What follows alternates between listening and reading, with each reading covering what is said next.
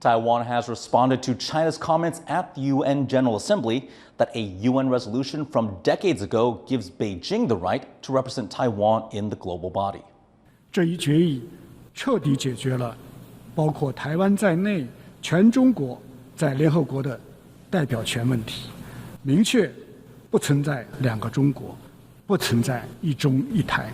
联大第2758号决议的内容既未提到台湾，也没有确认台湾是中华人民共和国的一部分，更未授权中华人民共和国在联合国代表台湾。外交部要求中国停止误导国际视听。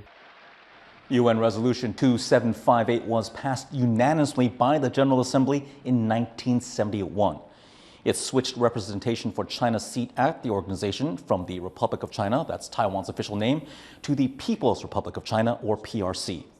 Beijing has used that resolution in recent years to justify blocking Taiwan's participation at UN bodies, such as the World Health Organization and in international sporting competitions, where Taiwan is usually required to participate under the name Chinese Taipei.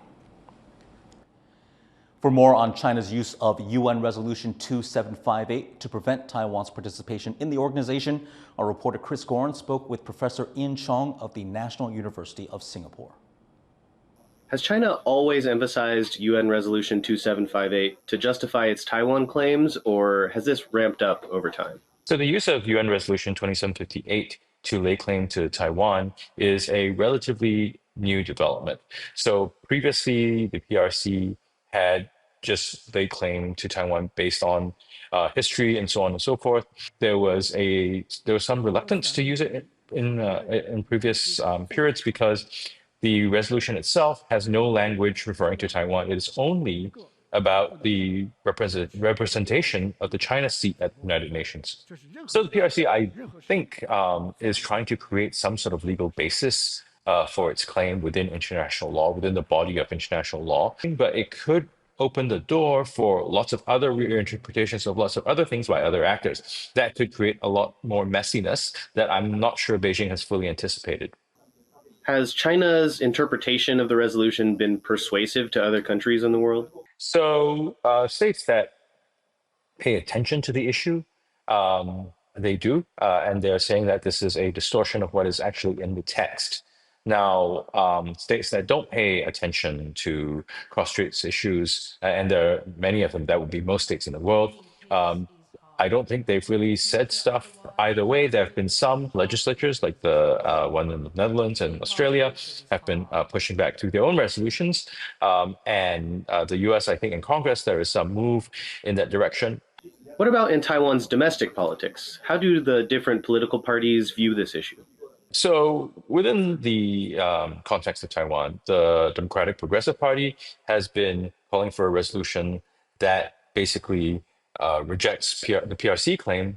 The KMT has been emphasizing that they would only go along with something like that if the resolution includes language about readmitting the Republic of China into the United Nations. The ROC is Taiwan's official country name. I guess this part of the debate within Taiwan is, how and what to enter the United Nations as, whether it's Taiwan, Republic of China, parenthesis Taiwan.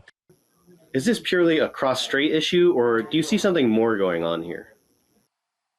I mean, the back and forth is, on the one hand, a cross-strait issue, but it does, I think, also highlight Beijing's effort to reinterpret a whole bunch of other international agreements. This includes UNCLOS, the United Nations Convention of the Law of the Sea, where it rejected the arbitral tribunal that was convened under Annex 7, and then also the Sino-British Joint Declaration on Hong Kong.